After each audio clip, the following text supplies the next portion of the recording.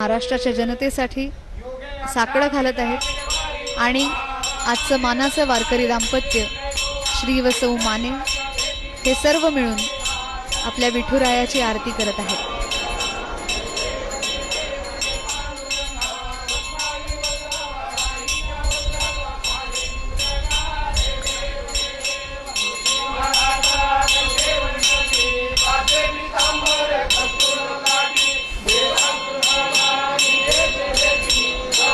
चला पंढरी